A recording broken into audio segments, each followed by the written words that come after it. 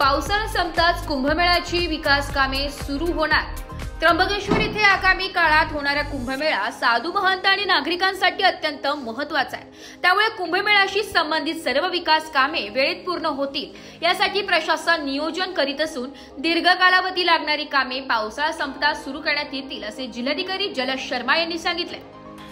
जिल्हाधिकारी श्री शर्मा, महानगरपालिका आयुक्त मनीषा खत्री, कुंभमेळा विकास प्राधिकरणाचे आयुक्त करिश्मा नायर, उपविभागीय अधिकारी अर्पिता ठुबे आदींनी पंचवटीतील पंचमुखी हनुमान मंदिर, श्री दिगंबर आणि आखाडा, श्री लक्ष्मी नारायण मंदिर, तपोवनातील कपिला संगम येथे भेट देत तेथील साधू महंत यांच्याशी संवाद साधला।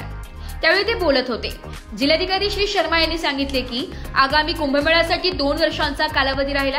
या पार्श्वभूमीवर विविध विकास कामांना गती देण्यात आली आहे। त्याचाच एक भाग म्हणून राज्य शासनाने जिल्हा प्रशासनाच्या माध्यमातून क्षेत्रीय पातळीवर वरिष्ठ अधिकारी भेट देऊन कामांची पाहणी आणि साधू महंत यांच्याशी संवाद साधत आहे। आगामी कुंभमेळा स्वच्छ, पर्यावरणपूरक, सुरक्षित होईल असे नियोजन करण्यात आले असून त्याची अंमलबजावणी करण्यात येईल।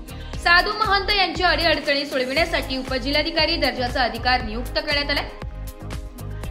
त्यामुळे साधू महंत यांच्या अडचणी समस्या प्राधान्याने सोडवण्यात येतील। साधू ग्रामासाठी भूसंपादन करताना शेतकऱ्यांना विश्वासात घेऊनच निर्णय घेण्यात येईल असे त्यांनी तपोवन परिसरातील शेतकऱ्यांशी संवाद साधताना सांगितले। जिल्हाधिकारी श्री शर्मा यांच्यासह सर्व अधिकाऱ्यांनी साधू ग्रामच्या जागेची साधू महंत यांच्या समवेत पाहणी केली आहे। त्यानंतर जिल्हाधिकारी श्री शर्मा यांच्यासह सर्व अधिकाऱ्यांनी कपिला संगम येथे भेट देत रामसृष्टीची पाहणी करून या ठिकाणी आरती केली आहे। आगामी कुंभमेळ्याच्या पार्श्वभूमीवर देशभरातून साधू महंत येतील, त्यांच्यासाठी आवश्यक पायाभूत सोयीसुविधा उपलब्ध करून द्याव्यात। तपोवन येथे कायमस्वरूपी पोलीस चौकी कार्यान्वित करावी अशी अपेक्षा व्यक्त केली आहे।